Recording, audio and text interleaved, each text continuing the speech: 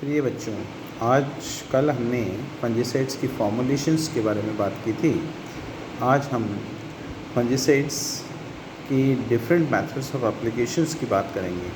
तो पहला जो एप्लीकेशन है वो सीड ट्रीटमेंट है। एक्चुअली जो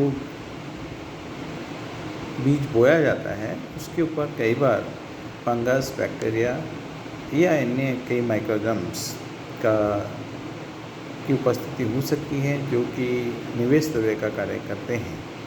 तो सीड ट्रीटमेंट यदि हम करते हैं तो इसमें जो फंजीसाइड्स हैं उन फंजीसाइड्स का हम सिस्टमिक फंजीसाइड से भी सीड ट्रीटमेंट कर सकते हैं और नॉन सिस्टमिक फंजीसाइड से भी ट्रीटमेंट कर सकते हैं। तो यदि सिस्टमिक फंजीसाइड से ट्रीटमेंट करते हैं तो जो सीड है उसके अंदर बैठा हुआ कोई भी माइक्रोऑर्गेनिज्म है उसको भी वो किल कर देता है। इसके अलावा जब जैसे जैसे सीड जर्मिनेट होता है और उसका पौधा प्लूमूल से फिर तना स्टेम बनता है और आगे ग्रो करता है तो उस चीज़ में एपोप्लास्टिक मूवमेंट के द्वारा वो केमिकल्स के ऊपर पहुंचता रहता है। तो सीड ट्रीटमेंट न केवल ग्रोइंग जो सीड है उसके जो नए प्लांट हैं उसको प्रोटेक्ट करता है, बल्कि लेटर ऑन तक उसको एक प्रोटेक्शन प्रोवाइड करता है।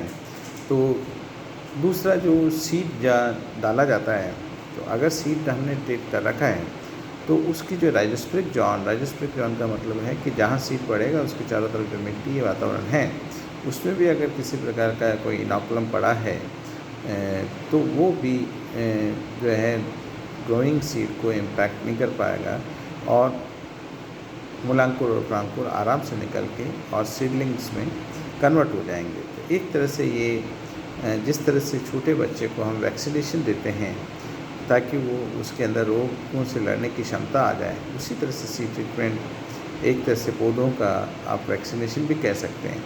सेकेंडली जो सीड ट्रीटमेंट है उसका सबसे बड़ा बेनिफिट ये होता है कि कम मात्रा के अंदर ही फंजीसाइड्स की रिक्वायरमेंट होती है और उससे एक तरह से क्रॉप का इंश्योरेंस टाइप का हो जाता है कि वो जर्मिनेट तो करेगा ही करेगा, क्योंकि जर्मिनेटिंग सीड को वो प्रोटेक्शन प्रदान कर रहा है।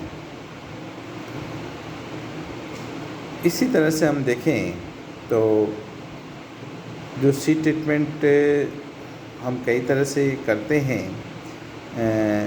There are various types of seed treatment. Some do not involve use of fungicides. For example, hot water or solar heat treatments for the control of the loose smut and weed. Fungicidal seed treatment involves the use of more than one fungicide, since there is no one fungicide that may be recommended as a universal preventive for all the fungi which can attack the seedlings. Seed treatment को अब देखें तो seed treatment केवल रसायनों के द्वारा ही नहीं होता बल्कि फिजिकल मेथड्स के द्वारा भी, जैसा कि हमने लूज स्मट ऑफ वीट वगैरह में देखा, उनके द्वारा भी हॉट वाटर ट्रीटमेंट या सोलर हीट ट्रीटमेंट जो लूथरा ने दिया करके भी सीड ट्रीटमेंट बीज का उपचार किया जा सकता है। जहाँ तक फंजीसाइड्स या केमिकल का उपयोग किया जाता है तो कई बार केवल एक केमिकल का उपयोग नहीं किया जाता बल्कि इसके स्थान पर कई केमिकल्स का उपयोग किया जा सकता है। फॉर एग्जांपल्स हम देखें तो ओमाइसिस ग्रुप है, मेटालेक्सिल ग्रुप है, जो ये देखते हैं कि metalaxyl group of fungus fungicide है वो ओमाइसिस के अगेंस्ट इफेक्टिव है। तो ओमाइसिस से होने वाली डिजीज़ के अंदर हम इससे ट्रीटमेंट करते हैं। इसी तरह ब्रॉडर सेंस के अंदर अगर हम देखें तो बाविस्टिन या का हम प्रयोग करते हैं। इसके अलावा हम थायराम और PCNB जैसों का भी प्रयोग करते हैं। फॉर एग्जाम्पल PCNB पेंटाक्लोरोनाइट्रोबेंजीन फंजीसाइड से सीड ट्रीटमेंट किया जाए तो ये राइजोक्टोनिया स्पीसीज ऑफ फंगस के अगेंस्ट काफ़ी इफेक्टिव होता है, लेकिन इसके विपरीत कैप्टान से अगर हम करें तो वो राइजोक्टोनिया के अगेंस्ट इफेक्टिव नहीं होता है।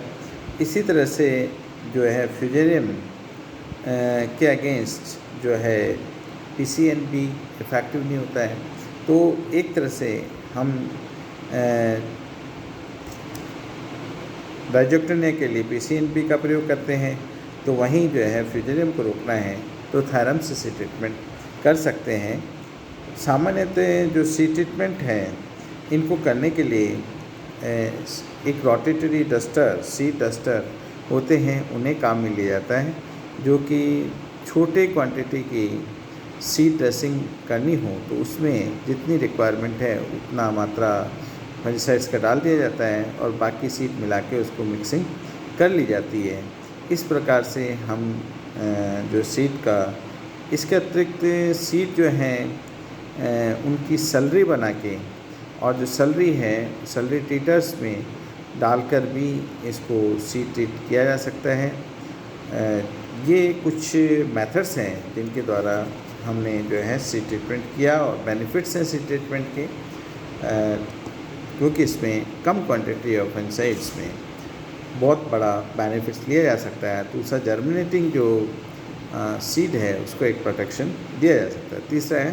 दूसरा है सॉइल ट्रीटमेंट। कई बार क्या होता है कि सॉइल इनहेबिटेंट जो फंगस होते हैं या पैथोजेंस होते हैं, उसमें बैक्टीरिया भी हो सकता है, उस सॉइल इनहेबिटेंट होते हैं, सॉइल में पड़े रहते हैं।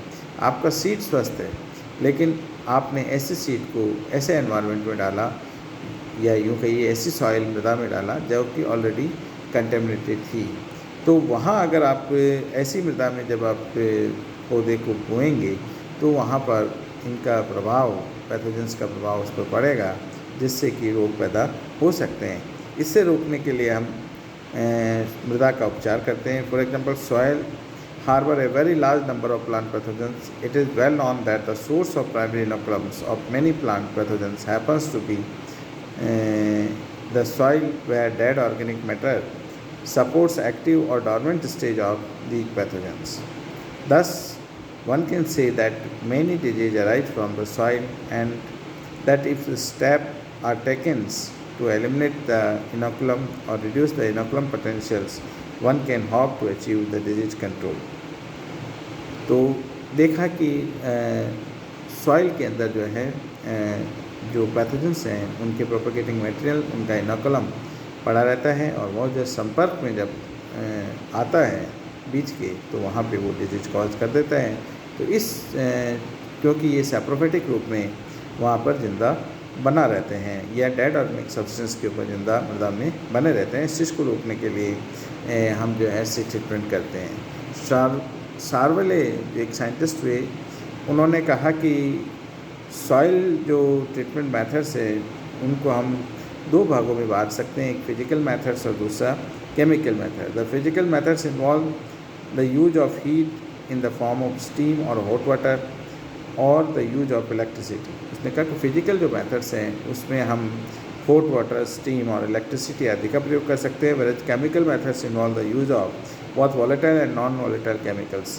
जबकि केमिकल्स में ऐसे सब्सटेंस, रसायन पदार्थ यूज किए जाते हैं जो कि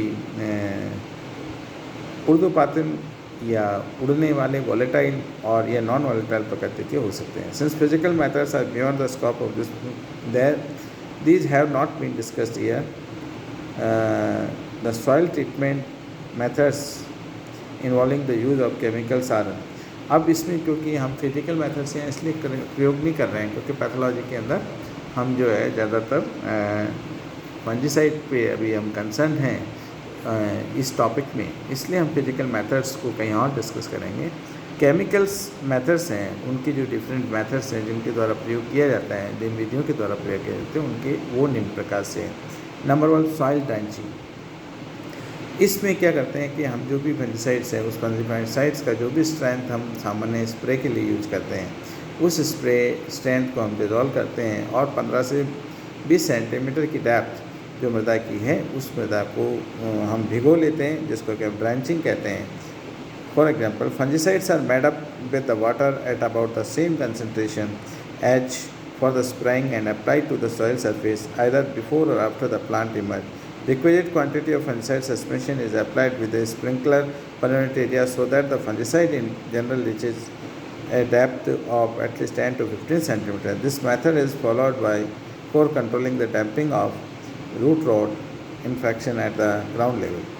तो इस तरह का जो जिस तरह से हम स्प्रे करते हैं उसी तरह से सॉल्यूशन बना के स्प्रेयर के द्वारा अगर सरफेस के ऊपर हम 15 से 20 सेंटीमीटर उसको हम भिगो दें, और तो ये मेथड जो होगा वो सॉइल ट्रेंचिंग कहलाता है। ये प्राय मृदा में पाए जाने वाले रोग जनक जैसे पैंथीथियम आदि हैं जो कि डैम्पिंग ऑफ कॉज करता है, या रूट कॉज करने वाले स्क्लेरोसिया वगैरह हैं, उनके इन्फेक्शंस को रोकने के लिए काम में लिया जाता है। Broadcast method, sometimes non volatile fungicides mix with the soil or fertilizers are scattered with the hand as uniformly as possible over the field and then mixed with the soil with a suitable implement. This method involves the consumption of greater quantity of fungicides than other methods and is followed where suitable implementation for proper application of fungicides is not available. Broadcast method में हम क्या करते हैं कि जो भी fungicide है उस फंगिसाइड को जो भी ग्रैन्यूल्स पाउडर जैसी भी फॉर्म है उसको हम हाथ के द्वारा जो मृदा की सरफेस है उसके ऊपर बिखेर देते हैं, और उसके बाद में जो टिलेज ऑपरेशंस के काम आने वाले जो आपकी इक्विपमेंट्स हैं, इंस्ट्रूमेंट्स हैं, उनके द्वारा इसको मृदा में मिक्स कर देते हैं। तो इस तरह का जो मेथड है इसको हम ब्रॉडकास्टिंग मेथड कहते हैं, क्योंकि बिखेरते हैं कोई, तो इसमें क्वांटिटी ऑफ फंगिसाइड्स की रिक्वायरमेंट दूसरे मेथड से कहीं ज़्यादा होती है। Furrow application, in this method the fungicides are applied either as a dust or with the water to the furrow at the planting time, and such treatment is for the control of disease that occurs at the base of the plants. Special equipments must be purchased for such application. Since manual application is never uniform, the method required much less quantity of fungicide per hectare than the broadcast method. Furrow applications में क्या करते हैं कि जो आपका fungicides है उस fungicides को हम जो है पौधों का जो प्लांटिंग टाइम में उनके जो कूड़ बनते हैं उन कूड़ों के अंदर हम विभिन्न प्रकार के उपकरणों के द्वारा दे देते हैं, और इस प्रकार से ये उसी जगह गिरते हैं जहाँ पर कि बीज बोया जाता है। ये इफ़ेक्टिवली मेथड होता है और फंगस को रोकने में काफ़ी कामगार मदद होता है। तो फरों में जैसे फर्टिसाइड ड्रिल आती हैं उसमें मेडिसिन भी डाल देते हैं, तो जो जब मेडिसिन डालते हैं तो जिस तरह से सीड के साथ फर्टिलाइज़र जाता है उसी तरह से सीड के साथ जो फरो के अंदर जो है आपका फंगिसाइड्स चला जाएगा। फ्यूमिगेशंस, application of certain chemicals to the soil can control fungi and nematodes. Such materials usually produce a gas that distributes itself through the soil, and some impervious cover like the polythene sheets which confine the gas to the soil for limited period times is required. This method is usually restricted to the small areas and high value crops. Methyl bromide, for example, is applied by this method. फ्यूमिगेशंस में हम देखते हैं कि मृदा जो है उसकी ऊपरी सरफेस है उसको हम मिथाइल ब्रोमाइड जैसे केमिकल्स के केन खोल के और उनसे उनमें इवोपरेशन होता है, और जो सरफेस है उस सरफेस को हम पॉलीथीन शीट से ढक देते हैं ताकि जो फ्यूम्स बने वो फ्यूम्स बाहर नहीं जाए, और जो फ्यूम्स हैं वो मृदा के जो एयर स्पेसेस हैं उसमें पैरेनेट करे और वहाँ बैठे हुए माइक्रोजम्स को जो है वो नष्ट कर दें। नेक्स्ट है soil certain general precautions and suggestion concerning the fungicidal soil treatment. Soil treatment करते समय हम सामान्यतः क्या क्या बातों का ध्यान रखेंगे वो निम्न प्रकार है। सॉइल कंडीशन, जब भी आप सॉइल ट्रीटमेंट अमेंडमेंट करें, सॉइल ट्रीटमेंट करें, the soil must be loose and properly crumble so that it can be thoroughly penetrate by the chemicals. जो सॉइल है वो इंटैक्ट पड़े हुए लैंड पे हमें नहीं अप्लाई करना चाहिए, बल्कि एक बार जब आपने प्लॉइंग कर लिया है और जो पल्वराइज कर लिया सॉइल को उसके बाद उसके अंदर जो है मिलाना चाहिए ताकि आसानी से मिले। All lump stresses and clouds should be broken up and all plant debris specially the large disease root should be remove. इसी तरह से जितने भी क्लम्प्स हैं, ढेले हैं, उनको तोड़ लेना चाहिए और उनके अंदर जो भी रेजिडुअल सब्सटेंसेज हैं उनको हटाने के बाद ही हमें फंगिसाइडल स्प्रे करना चाहिए ताकि अच्छा रिजल्ट्स मिल सके। Soil should be in a good planting condition when treated.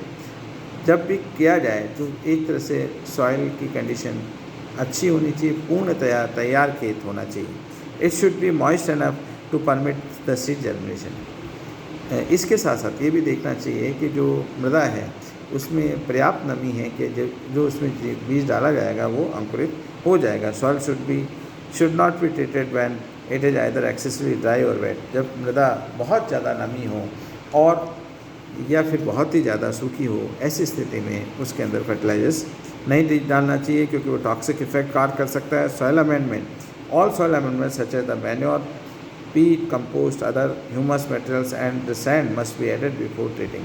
Treatment से पहले ही हमें ये सब चीज़ें मिला देनी चाहिए। It is particularly important that the organic matter is fully decompose.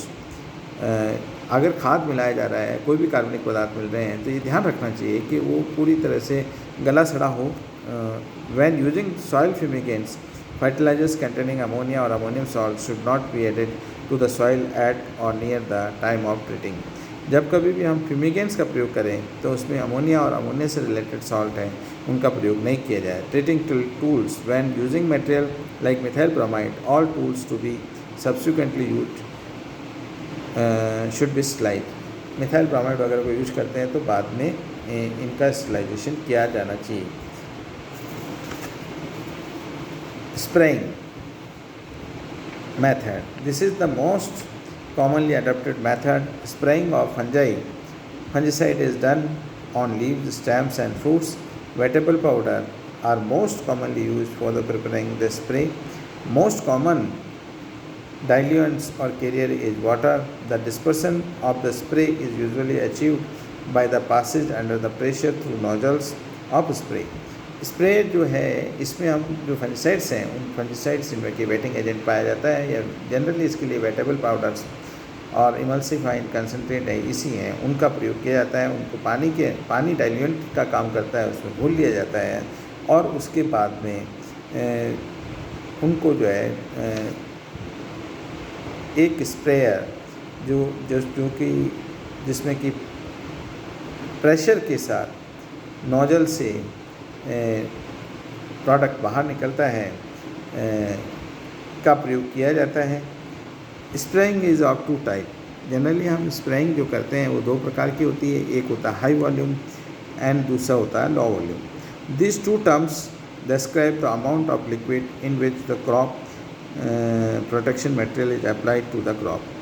High volume and low volume में कुल मिला के जो लिक्विड है, उस लिक्विड की कितनी मात्रा लगेगी उसके बारे में दर्शाते हैं। When spray involve the large quantity of liquid per unit area, they are term high volume. अगर प्रति यूनिट एरिया के ऊपर अधिक मात्रा में वॉल्यूम की आवश्यकता पड़ती है लीटर्स की, तो उसको हम हाई वॉल्यूम कहते हैं।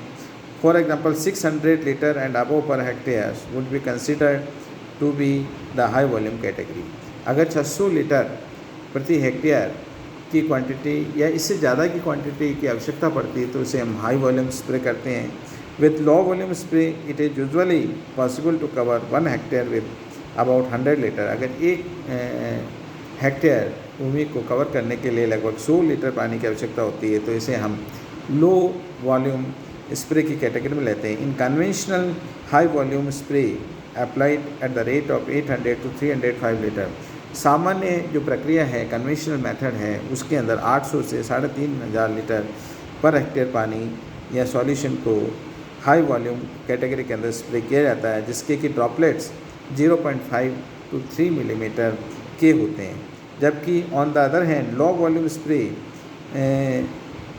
15 से 250 लीटर प्रति हेक्टेयर के हिसाब से किया जाता है, और इसमें जो ड्रॉपलेट का साइज़ होता है वो ड्रॉपलेट का साइज़ 15 से 40 माइक्रोन होता है।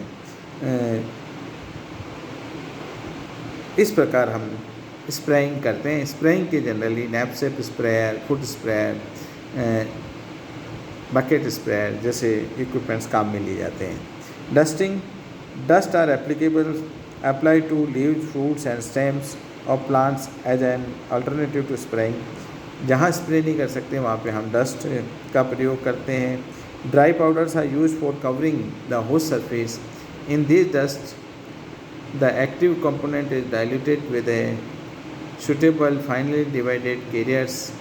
Generally, dusting is practicable only in calmest weather, and better protective action is obtained if the dust is applied when the plant is wet with dew or rain. Dust powder जो होते हैं जिनमें 4 से 10% तक active ingredient होता है, इनको ready apply किया जाता है। सामान्यतः देखा जाता है कि मौसम जब शांत हो और कूल और काम हो, उस टाइम हमें डस्टिंग करनी चाहिए। इसके अलावा डस्टिंग के लिए भी रिकमेंड किया जाता है कि मॉर्निंग में जब ओस पड़ रही हो और हल्की सी पत्ती पे नमी हो, उस टाइम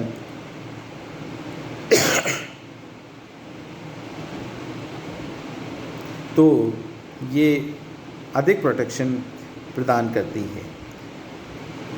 स्प्रेइंग और डस्टिंग में हम बेनिफिट्स देखें तो देयर आर एडवांटेज और डिसएडवांटेज बहुत इन स्प्रेइंग एंड डस्टिंग, दोनों के फ़ायदे नुकसान हैं। पहले स्प्रेइंग कंसिडर करते हैं। गिव बेटर कवरेज, काफ़ी एरिया कवर करते हैं। हैज़ लॉन्गर रेजिडुअल इफेक्ट, इनका लंबे समय तक ये इफेक्टिव बने रहते हैं। Can be done under relatively high wind velocity, अगर हवा की तेज़ गति भी है तो भी हम स्प्रे कुछ हद तक कर सकते हैं।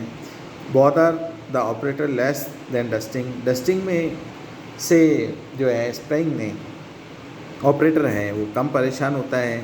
Materials are less costly on per hectare basis, अगर हम यूनिट कोस्ट निकालें तो स्प्रेइंग जो है सस्ता पड़ता है।